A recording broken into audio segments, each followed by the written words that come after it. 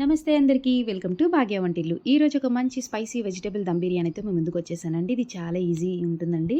So, దీనికోసం ముందుగా ఒక గ్లాస్ రైస్ తీసుకొని వాష్ చేసుకొని దాంట్లోనే కొద్దిగా వాటర్ పోసి 1 అవర్ నానబెట్టుకోవాలండి. సో, ఇది రైస్ నానిన తర్వాత మనం స్టవ్ మీద ఒక బాణలి పెట్టి దాంట్లోనే డబల్ ది వాటర్ లేదా మనం రైస్ ఎంతైతే తీసుకున్నామో దానికన్నా ఎక్కువ వాటర్ తీసుకుని దాంట్లో హోల్ గరం మసాలా, కొద్దిగా సాజీరా, అలాగే కొంచెం సాల్ట్, కొంచెం నెయ్యి గానీ, ఆయిల్ గానీ వేసుకోండి. సో, దాంట్లోనే కొద్దిగా పచ్చిమిరపకాయలు మన కారానికి సరిపడినంత, కొద్దిగా పుదీనా, కొత్తిమీర యాడ్ చేసుకొని ఇది మరిగినంత వరకు మనం వెయిట్ చేయాలి. సో, మరిగేలోపు మనం కర్రీ ప్రిపరేషన్ కోసం వెళ్దామండి. సో, వేరే గిన్నె పెట్టుకొని స్టవ్ మీద దాంట్లోనే కొద్దిగా నెయ్యి వేసి దాంట్లో మనం పైన టాపింగ్ కోసం ముందుగా జీడిపప్పు బాగా ఫ్రై చేసుకొని తీసి పక్కన పెట్టుకోవాలండి.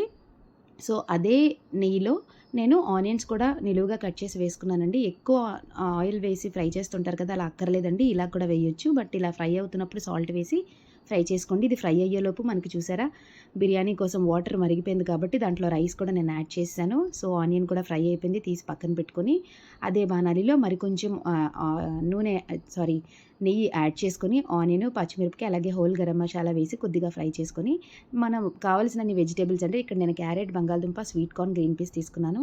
సో, అవన్నీ ఒకసారి సాల్ట్ వేసి బాగా కలుపుకోవాలి. 2-3 నిమిషాలు మగ్గించుకుంటే మూత పెట్టి బావుంటుందండి. సో, ముక్క కొంచెం సాఫ్ట్ అయిన తర్వాత కొద్దిగా పసుపు, కొంచెం కారం, అలాగే కొంచెం మిరియాల పొడి, కొంచెం గరం మసాలా వేసి మరొక 2-3 నిమిషాలు బాగా కలుపుకొని ఒక టీ స్పూన్ అన్ని గ్లాసులు రైస్ తీసుకుంటామో అన్ని టీ స్పూన్స్ అల్లం వెల్లుల్లి పేస్ట్ వేయాలండి. ఒక టీ స్పూన్ అల్లం వెల్లుల్లి పేస్ట్ వేసి మరొకసారి బాగా కలుపుకొని మూత పెట్టి మగ్గించుకుంటే ముక్క ఉడికిపోతుంది. సో, ఆ స్టేజ్‌లోనే మళ్ళా ఓపెన్ చేసి కొద్దిగా కొత్తిమీర, హాఫ్ కప్పు పెరుగండి వేసి బాగా కలుపుకొని 2-3 నిమిషాలు అలా మూత తీసి మగ్గిస్తే ఫ్రై చేస్తే సరిపోతుందండి. చూసారా ముక్క ఎలా ఉడికిందో.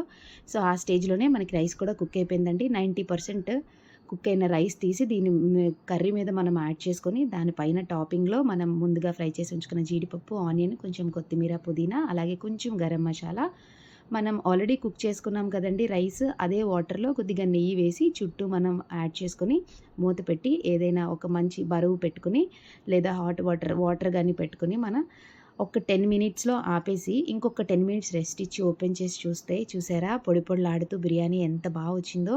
సో, మీరు కూడా తప్పకుండా ట్రై చేస్తారు కదూ! చాలా టేస్టీగా ఉంటుందండి. పిల్లలకి, పెద్దలకి బాగా నచ్చుతుంది. ఇది మంచి ఆనియన్ రైతా కాంబినేషన్‌తో చాలా బావుంటుంది. సో, నా ఛానల్ ఎవరైనా ఫస్ట్ టైమ్ చూస్తే ప్లీజ్ లైక్ చేయండి, షేర్ చేయండి, సబ్స్క్రైబ్ చేసుకోండి. మరిన్ని వంటల కోసం కామెంట్ పెట్టండి. Thank you all.